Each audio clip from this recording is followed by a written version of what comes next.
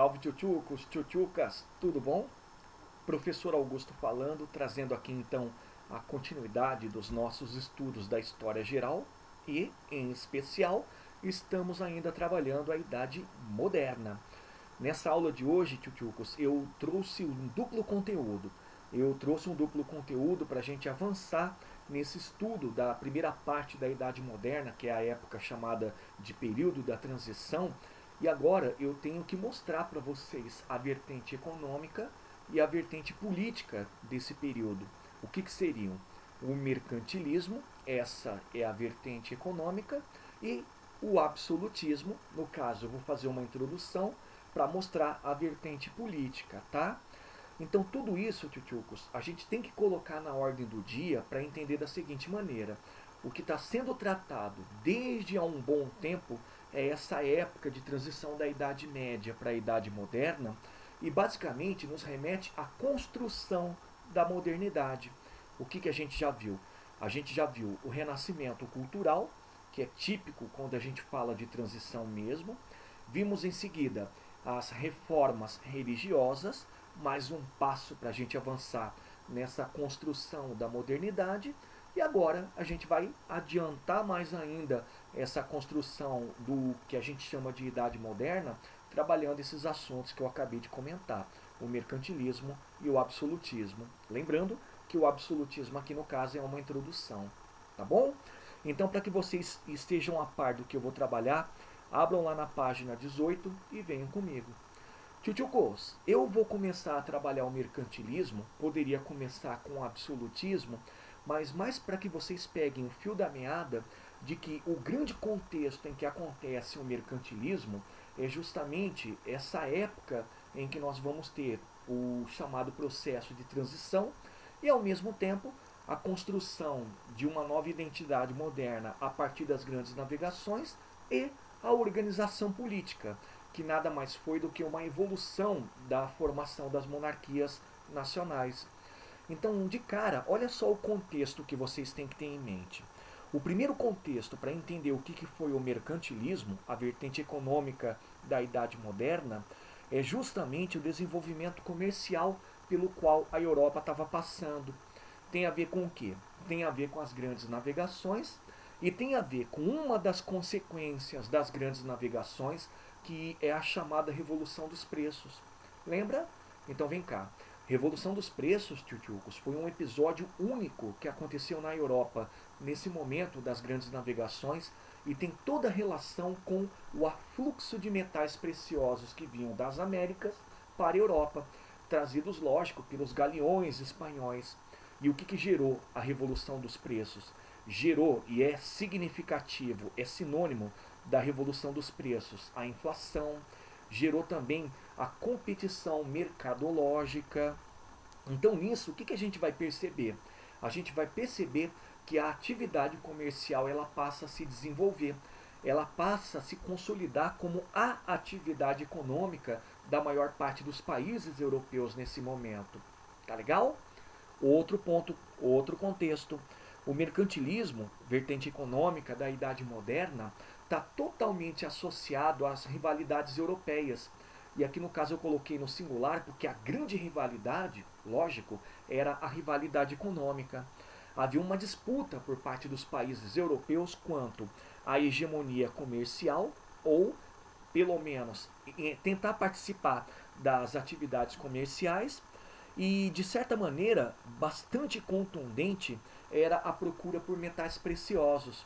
E atenção, é contundente e é muito importante, tanto é que eu estou circulando, porque quando você fala de metais preciosos, você fala do quê?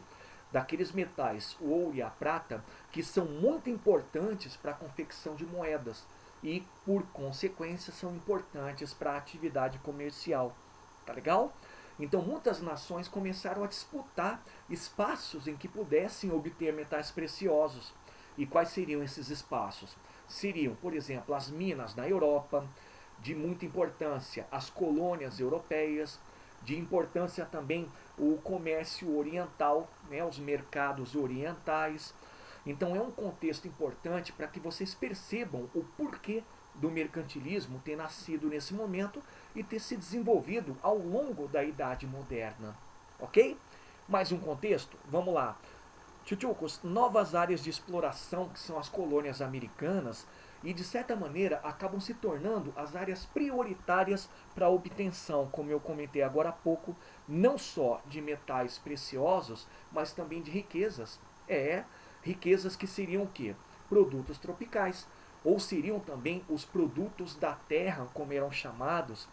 E é muito interessante porque essas novas áreas de exploração, ou seja, as colônias americanas, elas estão inteiramente ligadas justamente com esse grande momento, que é o momento das grandes navegações. E, sobretudo, fazia parte da pauta de enriquecimento dos estados. As nações ou estados dessa época, na Europa, precisavam fazer valer cada vez mais a exploração dessas áreas. E para que houvesse a exploração dessas áreas, era importante também que você tivesse o componente econômico em que o governo atuasse, em que o governo fosse o monopolizador da atividade econômica. Tá legal? Além do financiador. E por último, tchutchucos, contexto importante também, vou comentar daqui a pouco, porque faz parte dessa aula dupla, é o fortalecimento do poder real. E detalhe, esse fortalecimento do poder real, que na verdade é um ápice da formação das monarquias nacionais, é o absolutismo. E grande parte das monarquias absolutas dessa época estavam muito interessadas em se fortalecerem a partir do que também? A partir também da economia. Então o mercantilismo, a gente costuma dizer que foi uma espécie de vertente econômica da Idade Moderna e o porta-voz econômico do absolutismo. Tudo bem? Então, resumindo, tudo isso aí a gente pode colocar num singular em termos de contexto, que é justamente a época das grandes navegações. A época que vai fazer com que haja o desenvolvimento comercial na Europa, a grandes navegações que vai ser responsável pelo início das rivalidades europeias, países em busca de comércio e metais preciosos, grandes navegações que vão oferecer novas áreas de exploração às colônias americanas para o enriquecimento dessas nações da Europa, e por último, grandes navegações que vão potencializar o que nós chamamos de formação das monarquias nacionais. É com isso que nós temos a cristalização do que vai ser chamado o absolutismo. Entenderam? E por que eu fiz toda essa explicação? Por que eu apresentei todo esse contexto para vocês nessas minúcias? Tchutchucos, para que vocês entendam que o mercantilismo, o que foi? Foi um conjunto de práticas econômicas dos estados nacionais modernos, dos países europeus desse momento. E o detalhe interessante qual é? É que vocês captem a mensagem de que cada estado nacional ele precisava enriquecer e através desse enriquecimento eles acabavam se destacando. Acabavam não só se consolidando, mas se destacando no que a gente pode falar que é o cenário político, o cenário, lógico, cultural, econômico. E o detalhe é o seguinte, o termo mercantilismo não é um termo dessa época, tá? O termo nasceu lá por volta do século XVIII para o século XIX, a partir de estudiosos alemães que se debruçaram sobre esse período do século XVI até o século XVIII, Idade Moderna, e quiseram saber, né, através dos estudos, quais eram as práticas econômicas que fizeram essas monarquias nacionais ou esses estados nacionais se consolidarem, ao mesmo tempo se tornarem hegemônicos em determinados momentos e principalmente garantiram a consolidação do capitalismo. Interessante, né? Só que aí é que vai a parte legal. O mercantilismo, durante toda a sua existência, entre o século XVI e o século XVIII, nunca constituiu doutrina. Interessante, né?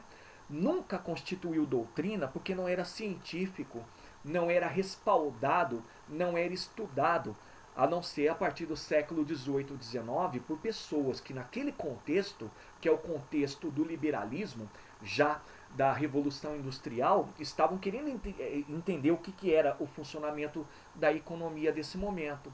Mas enquanto aconteceu, o mercantilismo nunca foi doutrina, nunca teve um teórico do absolutismo que escrevesse longos tratados sobre o que é essa prática econômica, o que são essas práticas econômicas. Nunca houve um estudo aprofundado para dar base científica ou racional para essas atividades ou para o mercantilismo, entenderam? Então, fundamentalmente, o mercantilismo é um conjunto de práticas, tá? Eram ações econômicas criadas e desenvolvidas pelos estados nacionais para que pudessem se organizar, se fortalecerem e, ao mesmo tempo, se consolidar. Tá legal? E nisso a gente entra com objetivos. Tchutchucos, os dois grandes objetivos do mercantilismo são esses aqui. O primeiro eu já tratei. É o fortalecimento do Estado Nacional, né? E, consecutivamente, o fortalecimento do poder real. Até porque a gente não pode dissociar o Estado Nacional desse momento da figura do rei. Ou seja, o Estado e o rei, eles se confundem. Eles são a própria expressão da política nacional, da política daquele local. Mas, por outro lado, existe um segundo objetivo que é bastante interessante. Havia um forte objetivo por parte do mercantilismo de enriquecer a burguesia. E sabe por quê? Não só porque faz parte do que é o modus operandi da burguesia, é uma prática econômica, né? Mas principalmente pelo fato da burguesia ser a responsável pela atuação prática. É a burguesia que fazia o mercantilismo. O Estado controlava, o Estado dava o apoio, mas quem atuava, quem executava e quem praticamente fazia era a burguesia. E que é um detalhe interessante, a mesma burguesia que enriqueceu com o mercantilismo é a burguesia que mais tarde vai romper com o mesmo. Sabe por quê? Porque quando o mercantilismo começa a se desenvolver demais, ele passa a ser controlado pelo Estado, não dando possibilidade para a livre atuação da burguesia. E todo mundo sabe que a burguesia necessita dessa livre atuação. Por quê? Porque isso faz parte da maneira como ela pensa o comércio. O comércio tem que ser livre. Ele tem que ser protegido, mas ele não pode ser monopolizado. Ele tem que ter liberdade. Entenderam? Então, não à toa, a gente pode falar que o mercantilismo ele foi uma espécie de braço econômico do absolutismo. Muito interessante, né? E dentro dessa questão de chamar o mercantilismo de braço econômico do absolutismo, olha só que sugestiva essa frase aqui, ó. A frase diz: o rei é o sujeito e o objeto do mercantilismo. Ou seja, a partir do momento em que o rei passa a se assenhorar das práticas econômicas, leia-se mercantilismo, ele passa a ser tanto o sujeito, ou seja, o principal responsável pelo desenvolvimento econômico, lógico, e do mercantilismo, e o objeto que ele ganha com isso. O Estado enriquecendo é o Estado que pode custear, por exemplo, uma burocracia, pode custear, por exemplo, privilégios, o que era muito importante para o absolutismo, pode custear forças armadas, a defesa ou o ataque, e pode custear também o luxo da corte, o luxo do absolutismo da vida do rei. Entenderam? Então a gente tem que pensar que o mercantilismo ele foi importante sim para a burguesia, mas com o tempo ele passou a ser muito mais importante e relevante para o rei, porque ele, na condição de chefe de Estado, passa a controlar as atividades econômicas. Então é por isso que a gente entende que a partir do século XVIII, a burguesia que tanto ganhou dinheiro com o mercantilismo, agora rompe com essa prática econômica, com esse conjunto de modalidades. Por quê? Porque afinal de contas não existe mais a liberdade dentro desse estilo de economia. Tá legal? Aí vem cá, a parte mais interessante. Tchutchucos, muitos me perguntam se o mercantilismo foi homogêneo em termos de organização e até mesmo em termos de existência na Europa da Idade Moderna. E a resposta óbvia é não, não foi. Galera, o mercantilismo ele passou por 3 fases, tá? Demonstrando essa heterogeneidade do que foram as práticas. Afinal de contas, como a gente sabe, nunca foi doutrina, nunca foi científico, e sendo práticas, cada país podia fazer a sua, e cada país ou enriquecia ou perdia dinheiro, e acentuava nesse ponto aquela questão de rivalidade. E nisso a gente vai ter mercantilismo sendo praticados mais ou menos, e aí a gente começa a entender que o mercantilismo em si acaba passando por fases. Acompanha comigo aqui, ó. A primeira fase do mercantilismo é a fase que estabelece entre o século XVI e o século XVII a chamada Revolução dos Preços. Lembra o que é? Revolução dos Preços, tchutchucos, foi um fenômeno que aconteceu na Europa da época das grandes navegações, e esse fenômeno, digamos de forma mais genérica, está associada à inflação, ao aumento de preços. E como eu disse, grande parte da explicação dessa revolução dos preços, desse aumento dos preços, a inflação, tem a ver com o afluxo de metais preciosos da América para a Europa. E a Espanha era responsável por isso. Até porque todo mundo sabe que a Espanha, no afã de enriquecer, ela se preocupou no começo da sua colonização na América pela procura de metais preciosos. Tá legal? Então, nessa primeira fase, tchutchucos, para vocês terem uma ideia, a inflação vai demonstrar que aqui sim está acontecendo uma competição comercial, porque é país contra país, no sentido de se estabelecer como vendedor de produtos, e ao mesmo tempo a inflação demonstrando que a riqueza que chega das Américas para cá acabam evidenciando um grande país, no caso a Espanha. Tá legal? Só que cuidado, tchutchucos, porque nessa primeira fase aqui, um outro país que vai se destacar demais é Portugal. E Portugal se destaca porque leva uma grande riqueza tropical da América lá para a Europa. É a cana-de-açúcar. E a cana-de-açúcar ela vai fazer parte também dessa elevação dos preços. E grande parte dessas riquezas que tanto Portugal como Espanha levaram, né, e acabaram de certa forma disseminando na Europa, vão tornar essas duas nações as potências desse primeiro momento, as potências dessa primeira fase. Tudo bem? Olha a segunda fase, tchutchucos. A segunda fase do mercantilismo é a fase da generalização. O que é isso aqui? É a fase que equivale ao século XVII, e nesse momento existe uma generalização das disputas das áreas coloniais. Então não só Portugal e Espanha vão ser os responsáveis pela exploração da América, assim também como responsáveis por trazer essas riquezas para a Europa, mas outras nações também, como por exemplo a França, fazendo a exploração ali nas ilhas do território das Antilhas. Você vai ter também uma Inglaterra que vai começar a colonizar e explorar o território que hoje equivale à costa leste dos Estados Unidos. Você vai ter uma Holanda que vai ser a grande financiadora e agora também colonizadora. Então, nessa fase, quando a gente fala que existe uma generalização, significa que o mercantilismo ele passa a ser massificado, no sentido de que todos os países europeus passam a praticá-los. E um grande estilo que daqui a pouco a gente vai acompanhar de mercantilismo que é generalizado é o que vocês acabaram de ouvir. É a colonização, é o estilo colonialista. Tá legal? Nessa fase aqui, tchutchucos, outras nações começam a se destacar, como por exemplo a monarquia francesa e inglesa, porque são responsáveis também pelo novo afluxo de metais preciosos e principalmente afluxos de produtos tropicais. Tá legal? Tchutchucos, e aí vem a última fase, o triste fim do Policarpo Quaresma, que é a fase da decadência, tá?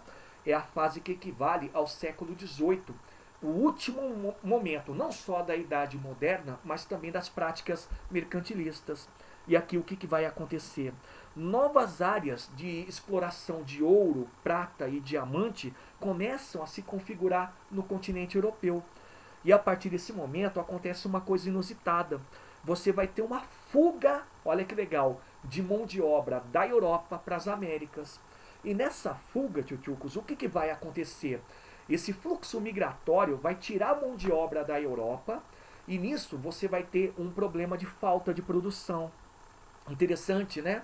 Então muitas nações como Portugal, que tanto viveu essa época das novas descobertas de ouro e prata, vão ter uma hemorragia populacional, vão perder muita mão de obra e consecutivamente, já que não vão ter produção, vão ser obrigados a importar. E aí outras nações se destacam, não só as mesmas da época da segunda fase, né? Só que sem sombra de dúvidas, aquela que mais vai se destacar vai ser a Inglaterra. justamente a que vai começar, já pelo acúmulo de capitais e também pela existência de mercado, a praticar a Revolução Industrial. Interessante, né?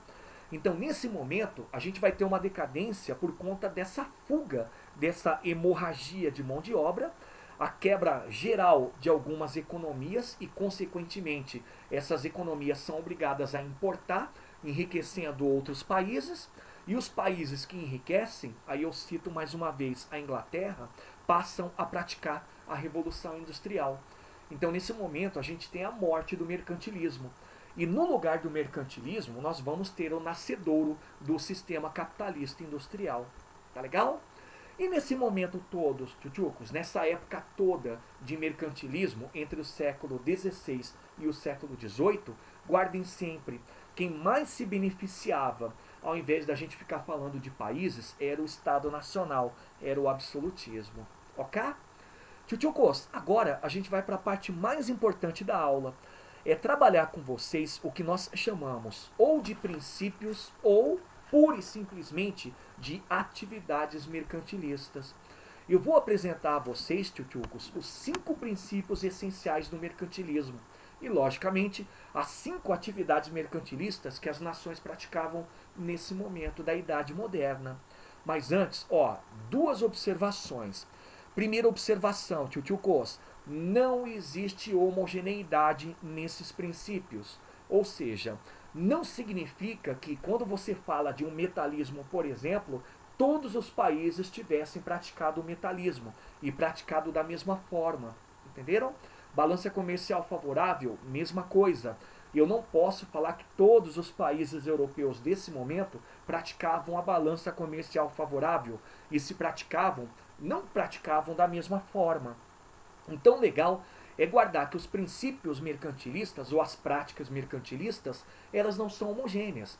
Por quê? Porque como são práticas propriamente ditas, elas eram feitas de acordo com o sabor do vento, de acordo com a necessidade e, lógico, de acordo também com os interesses. Tá legal? Segunda observação, tá aqui, eu destaquei bem grande. A gente tem que levar em consideração que cada princípio que eu for explicar para vocês aqui era, a partir do século XVII, controlado pelo Estado. Pelo Estado absolutista, quando a gente olha para a maior parte dos países europeus. Então, nisso, a gente volta no que eu comentei com vocês, que eram os objetivos do mercantilismo, e identificamos, mais uma vez, a jogada de que esse modelo econômico, essa prática econômica, o mercantilismo, era para o Estado, acabou servindo para o enriquecimento do Estado e, lógico, consecutivamente o rei. Tá legal? Então existe aqui, tchutchucos, um monopólio. O Estado é responsável por controlar essas práticas que não tinham homogeneidades e, com toda certeza, acabam matando aquela questão de participação ativa da burguesia. Tá legal? Então, dados esses 2 elementos, fazendo essas 2 observações, vamos direto e reto para o primeiro princípio, metalismo. Esse vocês vão lembrar. Metalismo, tchutchucos, era um princípio que advogava a tese de que um país rico era um país que acumulava ouro e prata dentro dos seus territórios. E a pergunta é, como eles faziam esse acúmulo de ouro e prata? Tchutchucos, de diversas maneiras. Ou com a exploração de minas, ou com a exploração de colônias, ou com comércio. Entenderam? Então, metalismo, percebam a falta de homogeneidade, era praticado de diversas maneiras, tá? Mas o objetivo geralmente era o mesmo, era você colocar ouro e prata dentro das suas fronteiras, guardar o máximo possível de metais preciosos. Boa, boa? Atenção, na Península Ibérica, principalmente na Espanha, o metalismo é chamado bulionismo, tá? Então, metalismo e bulionismo são a mesma coisa. Tá joia? Olha o próximo princípio, que coisa interessante. Balança comercial favorável. Tchutchucos, é um princípio interessante sim, porque quando você fala da balança comercial, você fala da ideia de se exportar mais e importar menos. Interessante, né? E aí vem a pergunta, como os países faziam essa jogada de exportar mais para importar menos? De diversas formas também. Um país podia exportar mais a partir de proteção a sua produção nacional, podia exportar mais a partir da exploração das colônias, podia também exportar mais fazendo, olha que legal, o aumento dos valores dos produtos importados, entenderam? E eu costumo dizer que a balança comercial favorável é um princípio mercantilista bastante completo. Por quê? Porque do ato de você exportar, o que você pode receber? Opa, ouro e prata. E para você ter uma boa balança comercial favorável, você geralmente tinha o que para explorar? Colônias. Tá legal? Então esse é o princípio da balança comercial favorável. Exportar mais, importar menos. Tudo bem? Vamos olhar o próximo? Olha que coisa interessante. Protecionismo alfandegário. E o legal do protecionismo alfandegário é que você vai ter duas atitudes aqui. A primeira atitude do protecionismo é você encarecer o produto importado a partir das taxas alfandegárias, como vocês já leem aí. E por outro lado, existe também o conectivo de você proteger e incentivar a produção nacional. A França se destacou muito nisso, numa coisa chamada colbertismo. Você protege a produção nacional para quê? Para que ela se torne competitiva e para que também ela possa se tornar um produto de relevância para o mercado nacional. Tá legal? Então esse é o protecionismo alfandegário. O próximo, pessoal, que é bastante completo, que vocês já viram comigo lá quando começamos a trabalhar a colonização portuguesa, colonialismo. O que é interessante do colonialismo é que para vocês lembrarem como funciona, vocês têm que lembrar do pacto colonial. Lembra do pacto colonial? Vem comigo aqui, ó. Você tem lá sempre uma metrópole colocando os seus interesses em cima das suas colônias, só que aqui a via é uma via de hegemonia. A metrópole manda na colônia. Então o que a metrópole faz? Extrai das colônias riquezas e em contrapartida faz a devolutiva de venda de produtos e mão de obra. Então no colonialismo você tem também uma questão completa quando se fala de mercantilismo, por quê?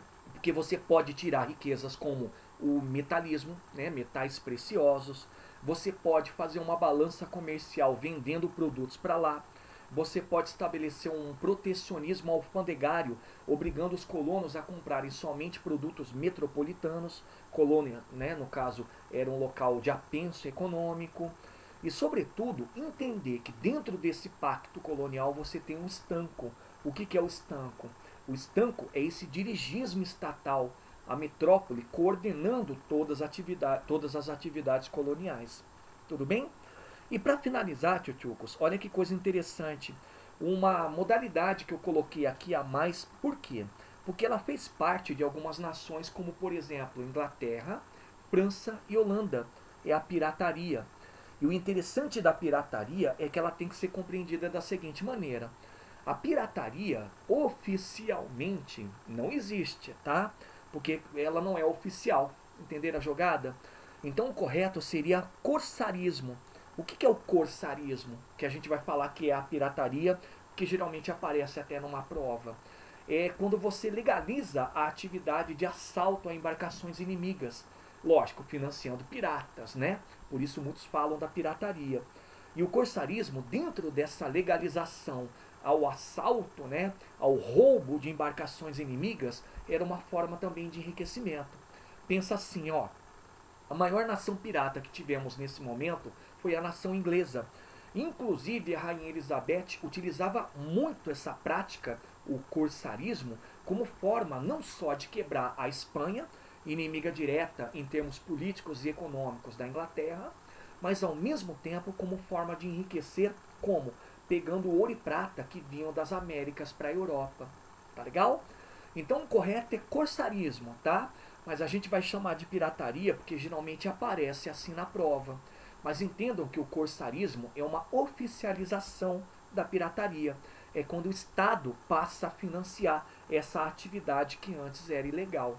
Tudo bem? Perceberam então essa falta de homogeneidade, tchutchucos? Não posso falar que todas as nações praticavam todos esses princípios, essas práticas, né? E também não posso falar que praticavam da mesma maneira, que faziam o uso da mesma forma, tá? Então é por isso que a gente fala que o mercantilismo foi um momento muito interessante como vertente econômica dos estados absolutistas e ao mesmo tempo a exemplificação do quanto a economia na Idade Moderna era uma economia bastante atuante e prática, como eu venho falando o tempo todo. Tá certo? Então, para finalizar esse assunto de mercantilismo, tio Cos, eu trouxe aqui países e modalidades, ou seja, os países e o que eles fizeram de princípio ou de prática mercantilista, com dois objetivos. Primeiro objetivo, demonstrar essa falta de homogeneidade, mais uma vez, e por outro lado, demonstrar o quanto o mercantilismo verdadeiramente não era uma ciência, não era uma doutrina, ia acontecendo, era feito de acordo com a necessidade e também de acordo com as especificidades de cada país. Vamos ver? Então vem cá. Tchutchucos, Espanha, ao longo da Idade Moderna, geralmente praticou dois princípios ou duas práticas mercantilistas, tá? O metalismo e o colonialismo. O metalismo veio primeiro, a partir, lógico, dessa exploração das suas colônias espanholas, e quando houve o esgotamento das jazidas de ouro e prata, a Espanha passou a praticar o colonialismo clássico, aquele colonialismo associado principalmente à plantation. Tudo bem? Portugal, olha que legal. Portugal, eu posso falar que foi o mais camaleônico. Fez três práticas, usou-se de três modalidades ou princípios mercantilistas ao longo da Idade Moderna. Primeiro, o comercialismo, justamente naquela época de trazer as especiarias do Oriente para serem vendidas na Europa. Depois, a partir de 1530, depois daquele período chamado pré-colonial aqui no Brasil, adotou o colonialismo, e foi o colonialismo que sustentou a economia portuguesa até o final dessa Idade Moderna. E por último, em paralelo ao colonialismo, posso até falar junto ao colonialismo, houve a prática do metalismo. Isso equivale àquela terceira fase que eu destaquei do mercantilismo, e justamente quando a gente fala do ciclo minerador. Lembra? Então tá aí. França, pessoal. A França praticou duas atividades mercantilistas clássicas dessa época, né? Fez dois princípios ou práticas. A primeira foi o colonialismo, bastante usual e foi feito em momentos bastante acentuados da história francesa. Basta lembrar, por exemplo, de Martinica, Guiana Francesa. E por outro lado, a mais praticada de todas as atividades mercantilistas foi o colbertismo. E o colbertismo, tchutchucos, também chamado industrialismo, nada mais foi do que uma extensão do protecionismo alfandegário. Era um incentivo à produção nacional. E aqui no caso da França, é o incentivo a artigo de luxo. Vinho, tecido de gobeline, madeira machetada, tá?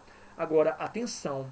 Industrialismo, tchutchucos, pelo amor de Deus, não é industrialização, tá legal?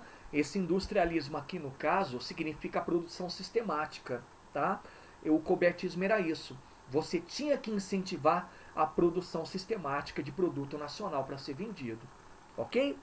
E por último, destaque bastante interessante, menção bastante honrosa à Inglaterra. E a Inglaterra, ela começou a sua vida dentro do mercantilismo através do comercialismo. Ela comprava produtos baratos e revendia muito caro. Isso tem tudo a ver principalmente com os entrepostos que ela vai criando, não só nas Américas, mas na Ásia, trazendo produtos para a Europa. Depois ela engaja no colonialismo e fica nisso até o final do colonialismo dela na América. Destaque aí para as 13 colônias inglesas, né? A costa leste dos Estados Unidos. E por último, tchutchucos, entrou no industrialismo. Da mesma forma que eu falei ali no princípio francês do industrialismo. Era a produção sistemática para venda. Acontece um pouco antes da Revolução Industrial. Eram as atividades manufatureiras que estavam produzindo de forma muito acelerada, muito incentivada pelo governo e bastante sistemática para venda. Tá legal? Então tá aí, Inglaterra, para a gente finalizar falando de cada país aqui, utilizando a ideia de que cada qual fez a prática, modalidade ou princípio que bem lhe convia, mas ao mesmo tempo demonstrando que o mercantilismo foi um conjunto de práticas econômicas de muito valor para o continente europeu. Tá legal? Todo mundo entendeu? Vamos olhar então o próximo conteúdo aqui, absolutismo monárquico. Tchutchucos, então olha só, o que eu vou fazer com vocês agora é aproveitar o que eu tratei agora há pouco, que foi o mercantilismo, para falar do absolutismo monárquico, porque um é irmão do outro, tá? E lógico, também os dois pontos fazem parte desse período de transição da Idade Moderna, tá? Mas ó, isso aqui é a parte 1, porque o meu intuito aqui é apresentar o absolutismo para vocês e a partir dessa apresentação também demonstrar alguns teóricos que justificaram o absolutismo, mas não vou trabalhar os principais casos, tá? Eu vou trabalhar esses principais casos na aula que vem, na aula seguinte, tá bom? Então, para vocês, absolutismo monárquico. Primeiro vamos cercar o tempo de duração. Vem comigo. Absolutismo monárquico, tchutchucos, ele aconteceu durante toda a existência da Idade Moderna. E quando eu falo que é irmão do mercantilismo, é o fato de que o absolutismo é a vertente política da Idade Moderna. E com toda certeza viveu e se consolidou através da vertente econômica da Idade Moderna, que foi o quê? O mercantilismo. Então a existência da Idade Moderna é a existência do absolutismo e ao mesmo tempo o tempo de vigor do mercantilismo. Tá legal? Então, para começar, depois de cercarmos o tempo de duração, vamos olhar aqui 3 considerações sobre o absolutismo. Primeira delas, absolutismo monárquico, tchutchucos, tomem cuidado, não é meramente uma centralização política, tá? É uma continuidade da formação das monarquias nacionais.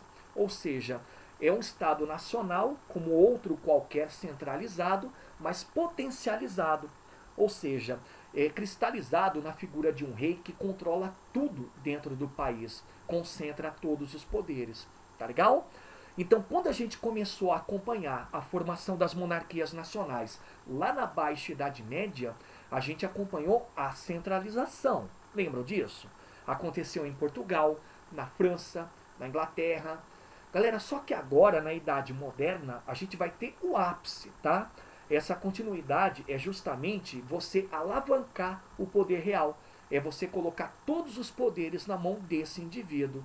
Então é uma centralização acentuada. Tudo bem? Segunda consideração, tchutchucos, é para cair de costas. A burguesia teve muita importância para o absolutismo. Ela foi apoiadora. Ela precisava do absolutismo para quê? Para centralizar cada vez mais o Estado e garantir a ela o jogo econômico, a proteção às atividades econômicas. Eu falo que é engraçado por quê? Porque a mesma burguesia que apoiou a formação do absolutismo, assim como também já tinha apoiado a formação das monarquias nacionais lá na Baixa Idade Média, é aquela que vai questionar esse modelo político a partir do século XVIII. Lembrando, por quê? Porque tal qual o mercantilismo, o absolutismo, ele é pouco libertário. Mas libertário em qual sentido? No sentido de oferecer liberdade. E a burguesia não se interessava mais com isso a partir do século XVII. Tá bom? Mas aqui, cuidado. O absolutismo ele se formou com muito apoio da burguesia.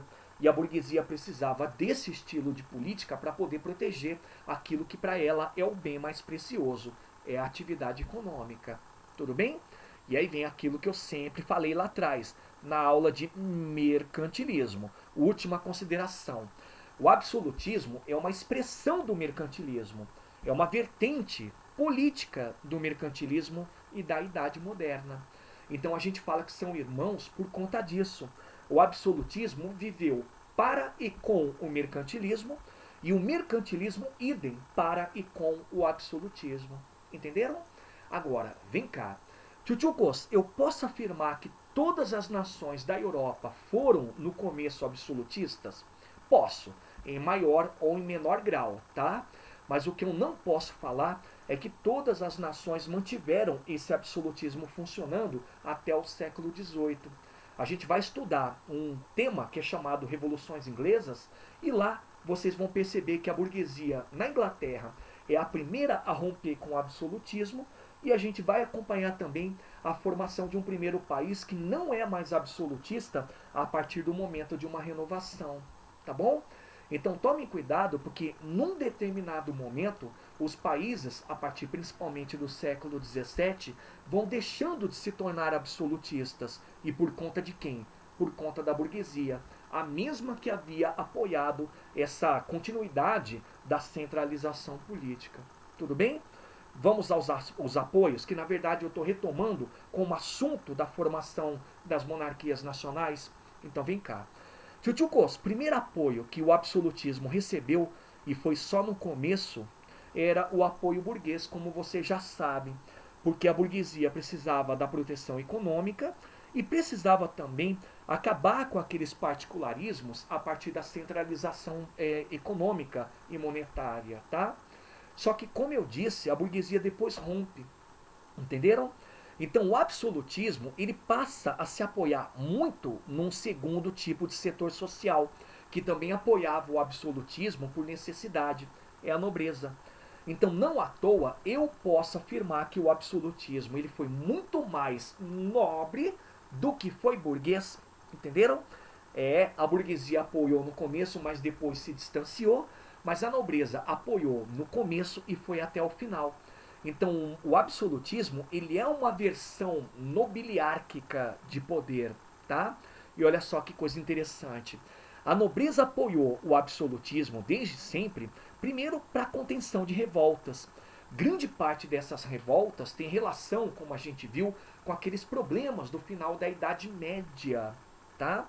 Mas por outro lado, que é o mais relevante, era a necessidade de manter os seus privilégios. A nobreza, quando percebeu que a centralização política estava atingindo o ápice e não teria como retroceder, ela passa a apoiar esse rei, o rei que estava começando a se assenhorar de todas as dinâmicas políticas, sociais e econômicas do país, e para isso eles fazem um apoio em troca de privilégio.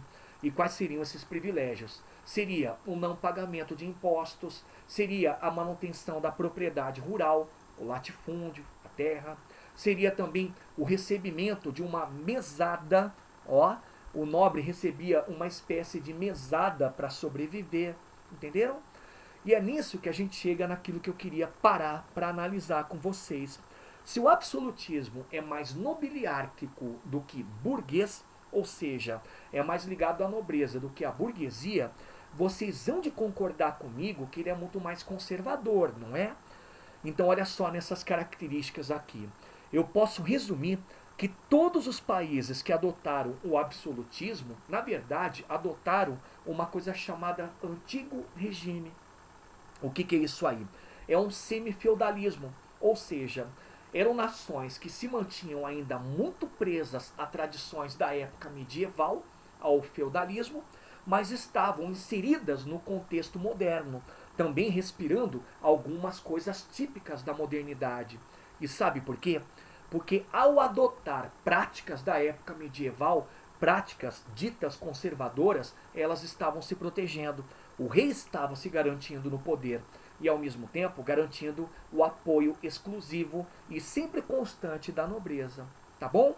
Então vamos ver o que é o antigo regime, quais são os elementos que constituem os países que eram chamados absolutistas. Então vem cá. Primeira característica de qualquer país absolutista, típico do antigo regime, é o governo despótico e absoluto. Isso é óbvio, né? Mas galera, atenção. Governo despótico e absoluto, em que o rei era a primeira e a última palavra, o rei que concentrava os poderes, mas sempre respeitando certas tradições e certas regras. É muito conservador, né? Apesar do estilo político absolutista ser moderno, a maneira como a coisa acontecia era muito conservadora, porque você respeitava regras e tradições e no intuito de respeitar também a sua manutenção no poder, porque você está respeitando alguns interesses nobres. Tá legal? Outra característica. Todos os países absolutistas tinham uma sociedade estamental, que também eram chamadas ou sociedade de ordens ou sociedades de estados, que é o caso da França, tá? Pensa assim, tchutchucos, sociedade estamental é uma sociedade dividida em camadas, mas cada camada está lá de acordo com o quê? Com o nascimento. Então cada qual tem um certo privilégio, exceto a última camada, a camada popular. Entenderam? Uma coisa interessante é que essa sociedade estamental era praticamente uma cópia da sociedade medieval, principalmente da sociedade medieval da Baixa Idade Média. Como assim? Ela era dividida em clero, ou primeiro estado, composto por membros da igreja, dividido lá em alto e baixo clero.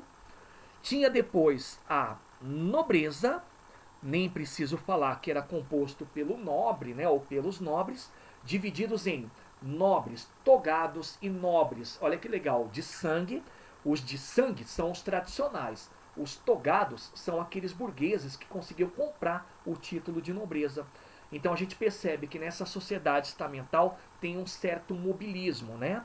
Não era totalmente imóvel. A mobilidade social aparecia, mas aí é de forma artificial, tá bom? Esse é o segundo estado. E por último, tchutchucos, nós temos a camada popular. Não é mais só camponesa, tá? É popular.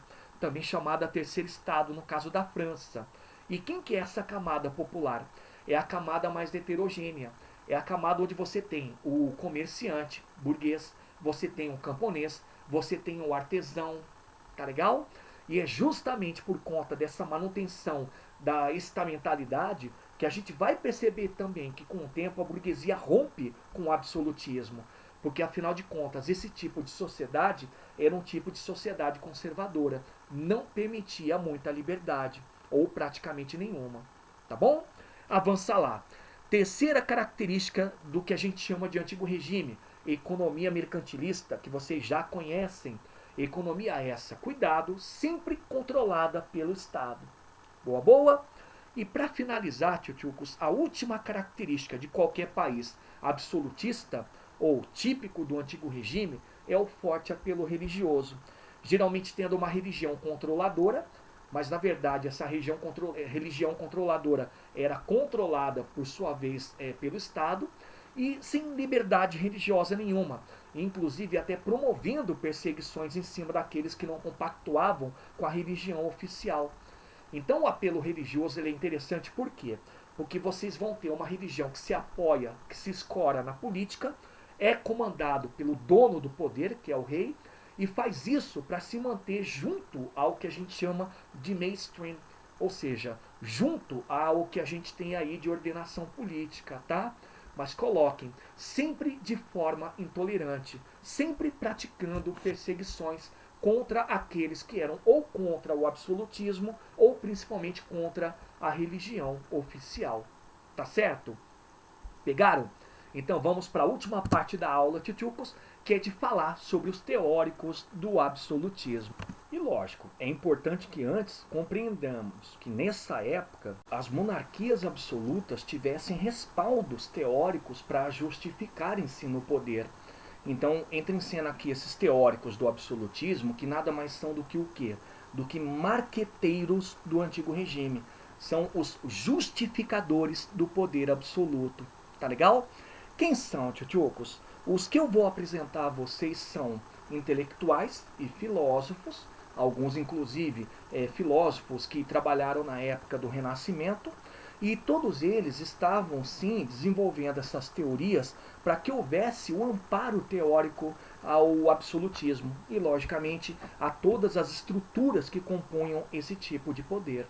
Tá legal? Deixa eu apresentá-los a vocês para que a gente possa estudar cada qual em separado. Primeiro deles, Maquiavel. Estudamos um pouco sobre ele lá no Renascimento Cultural e já peço para vocês anotarem, ele era italiano, tá? E tomando cuidado, porque quando a gente fala do Maquiavel, a gente não fala propriamente que ele era o defensor do absolutismo. Ele era defensor, sim, da centralização política e de uma espécie de acúmulo de poder, mas não o absolutismo em si. Boa, boa? O segundo deles, tchutchucos, Thomas Hobbes. Já peço para vocês colocarem, ele era inglês e talvez um dos autores das teorias mais interessantes sobre o Estado centralizado. ele era, sim, um grande teórico do absolutismo, a gente não pode negar, não só da centralização, e um contratualista. Ele vai ser um dos grandes contratualistas da história da filosofia política. Boa, boa? O seguinte, tchutchucos, Jacques Bossuet, já anotem, ele era francês e contemporâneo de uma França que estava começando a consolidar o absolutismo. Ele era contemporâneo da dinastia Bourbon. Tá legal? E por último, mais um francês, pode colocar aí um F de França, francês, Jean Bodin. Jean Bodin, inclusive, grande teórico e um dos poucos que compactuava com teorias próximas, né? Ele foi aquele que compactuou com a teoria do Jacques Bossuet. Tá legal? Então, exceto o Maquiavel, tchutchucos, todos os demais eram teóricos do absolutismo propriamente dito, tá? Não que o Maquiavel não fosse, mas ele é muito mais ligado ao centralismo político pelo fato de que na Itália não existia a centralização do que absolutismo, tá bom? Então vamos olhar cada qual, bem interessante, e nisso a gente vai começar a entender a importância desses teóricos para a consolidação do absolutismo. Tchutchucos, começa com Maquiavel, um dos pais da teoria política, da filosofia política, e eu sempre começo trazendo, e vai ser o mesmo para os demais, o livro mais importante. O livro que é utilizado para que a gente possa compreender essa teoria de justificar o poder. No caso dele, O Príncipe. Tchutchucos, O Príncipe, ele é muito interessante porque lá o Maquiavel apresenta 3 argumentos para justificar o poder. Começando com esse primeiro argumento aqui, em que ele afirma que a moral ela tem que ser diferente de política. Ou seja, o monarca ele não pode ficar se preocupando somente com postulados ou preceitos morais. Ele tem que se preocupar sim com a política. Essa é a verdadeira vocação de um rei, é a verdadeira vocação de um príncipe. Entenderam? E disso, olha só o que a gente tira como outra ideia. O próprio Maquiavel apontava para que o rei, quando assuma o poder, se preocupe com a prioridade da segurança. Interessante, né? A segurança do reino tem que ser a prioridade da vocação política daquele rei ou daquele príncipe. É legal porque quando ele fala isso, ele fala que o papel do rei não é só o papel político de governança, mas o papel também de estabilidade. Bacana? E para finalizar, uma última passagem importante do príncipe que a gente tem que usar como argumento do reforço do poder absolutista, aqui no caso centralizado, é quando o próprio Maquiavel fala que a função do rei é o interesse do Estado. E nisso a gente percebe uma amálgama, né? O rei e o Estado acabam se confundindo. O Estado necessita do rei, até porque o rei é sinônimo de segurança, e o rei é aquele que se incorpora no Estado, porque ele é que vai fazer essa política prioritária. E lógico, sem ficar se preocupando com postulados morais. Entenderam? Então aí a gente lembra uma frase clássica do livro dele. É melhor ser temido que amado ou amado que temido? Por prudência, é melhor ser temido. Galera, é uma frase muito interessante para provar que o rei ele tem que fazer a segurança acontecer a partir das suas práticas, a partir da sua governabilidade, mas no fundo, ele faz isso porque ele é o próprio Estado. E, ao mesmo tempo, ele está fazendo essa pergunta retórica, né? É melhor ser temido ou amado? Ou seja, é bom que o rei, na verdade, ele faça a política, não se preocupando com esse tipo de pensamento. Tá legal? E nisso, tchutchucos, eu coloquei uma frase que, na verdade, não é do livro, mas dá uma resumida no que foi o pensamento de Maquiavel, que diz que os fins justificam os meios. Ou seja, a finalidade do rei é o Estado, é a segurança, ou seja, a governabilidade. E os meios que ele vai se utilizar para isso não importam. Ou seja, pode ser o amor ou pode ser a dor. Ele tem que estar sempre disposto a praticar o mal, mas se possível ele tem que estar do lado do bem. Tá legal? Então esse é Nicolau Maquiavel, o genial pensador da filosofia política e o grande teórico que justifica o poder centralizado. Boa, boa? Vamos olhar o próximo, Thomas Hobbes. Olha só que coisa interessante. O livro máximo do Thomas Hobbes, que apresenta o que eram os pensamentos dele quanto ao absolutismo, é O Leviatã, que olha só que coisa interessante. Leviatã era um monstro do caos e do mal na civilização persa, tá? Mas o bacana é que o Thomas Hobbes faz uma referência desse dragão em relação ao Estado. Por quê? Ele diz que o Estado ele é aquele que tem que existir e, por natureza, ele passa a ser mal, porque ele retira as liberdades individuais, mas ele está lá para poder estabelecer a harmonia. Então é legal porque ele diz assim, para a gente dar uma resumida, que o homem ele tem uma natureza caótica. E dentro dessa natureza caótica é comum a trapaça, é comum o assassinato, é comum também a individualidade. Só que num determinado momento, aponta o Hobbes, essa natureza caótica do ser humano passa a ser nociva para a sociedade. Lembra? É muito interessante, o homem é mau por natureza, então essa natureza corrompe a sociedade, ela vai denegrindo a sociedade. Até que nesse momento em que a sociedade está toda denegrida e toda acometida por essa natureza caótica do homem, acontece um contrato. Olha lá, por que ele é um contratualista. O rei ele vai fazer um contrato com os indivíduos, com aqueles que fazem parte da sociedade, vai retirar deles a liberdade, que é entregue de bom grado, e em contrapartida vai governar para estabelecer a harmonia, para estabelecer a ordem. Interessante, né? Então a gente chega a esse último pensamento do Thomas Hobbes no Leviatã, dizendo que os súditos fazem esse conceder da liberdade dentro desse contrato com o rei para receber em troca harmonia, governabilidade que possa garantir também aquela questão de funcionabilidade da sociedade, ou seja, o fim do caos. Tá legal? Eu trouxe aqui uma frase, tchutchucos, que exemplifica bem o que é o pensamento do Thomas Hobbes. Ele costumava dizer o seguinte: o Estado é um mal necessário. Ele é mal por quê? Porque ele controla as liberdades, ele retira as liberdades, lógico, entregues por um contrato, tá? Mas ele é necessário porque enquanto existe, é o responsável por combater a anarquia, o caos e estabelecer a ordem e a harmonia. Tá legal? Então esse é o Thomas Hobbes, dizendo que o Estado é importante para a ordem. Beleza? Vamos olhar o seguinte, olha lá, Jacques Bossuet. Jacques Bossuet, inclusive até bastante ligado à teologia, tchutchucos, ele costumava dizer que o rei ele sempre tem que estar lado a lado com o rei.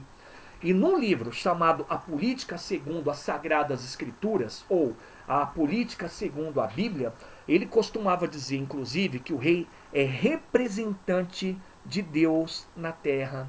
Mas atenção, não é uma teocracia, tá? Ele não está fazendo a ideia de que o rei é o Deus na terra, é o próprio Deus na terra. Não. Ele está fazendo a alusão de que o rei representa Deus aqui na terra. Então ele é o autor da famosa teoria do direito divino. Grande parte das monarquias na França e mais tarde ali na Rússia acabam se utilizando dessa teoria para governar. Então a coisa é bem interessante. Por quê? Porque na visão dele, se você desafia o rei, a quem você está desafiando? A Deus. Então o rei tem que ser respeitado. O que ele faz é uma extensão do poder divino. O que ele faz também é para ordem, segurança e harmonia. Tá legal? Então olha só uma frase que exemplifica bastante o que é o pensamento do Jacques Bossuet. O rei, ele vê de mais longe e mais alto.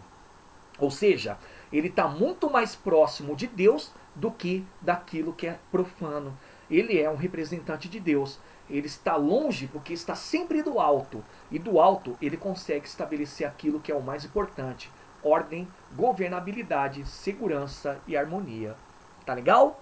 E o último teórico, tchutchucos, eu já peço até para vocês ligarem com o Jacques Bossuet, é Jean Bodin. Jean Bodin, aqui num livro chamado A República, ou Os Livros da República, estabeleceu a ideia de que o rei ele não é uma figura qualquer, ele é como se fosse um pai iluminado por Deus, ó, o pai que é o representante de Deus na terra. Então no livro A República, né, ele aponta para a ideia de que o rei ele tem uma soberania não compartilhada. Ele tem que ser respeitado pelo fato de ser um representante de Deus na condição de pai, e por isso ele não é obrigado a ficar delegando funções, a compartilhar o poder. O poder é só dele. Entenderam? E é muito interessante porque a partir dessa pegada da soberania não compartilhada, o Jean Bodin ele também está começando a estabelecer que o Estado tem poder ilimitado. Tudo bem, ele respeita lá regras, tradições, mas ele tem que se preocupar com estabilidade. E nessa preocupação com a estabilidade, ele não pode ter os próprios poderes limitados. O poder dele é único, é concentrado. Tá legal? Então aqui eu trouxe também, lógico, uma frase, e essa frase exemplifica bem o que é o pensamento do Bodin nesse livro dele, A República. Ele diz assim: a soberania do Estado está acima das leis. Então significa que o rei é o Estado, ele se confunde com a figura do Estado, assim como também foi dito pelo Maquiavel, como também foi dito pelo próprio Thomas Hobbes. Só que nesse caso o Estado está acima das leis porque a soberania dele é única, não é compartilhada. Ele tem o poder ilimitado e ele é o responsável pela estabilidade. Tá bom? Então tá aí Jean Bodin, mais um teórico para a gente acompanhar o quanto foi importante o que a gente fala que foi o marquetismo do antigo regime, as teorias que justificaram o absolutismo ou, no caso do Maquiavel, a centralização política. Tá joia? Belezinha? Tchutchucos, então é isso aí, conteúdo dado, forte abraço para vocês, bons estudos, me procurem no WhatsApp se tiverem dúvidas e até a próxima. Tchau, tchau!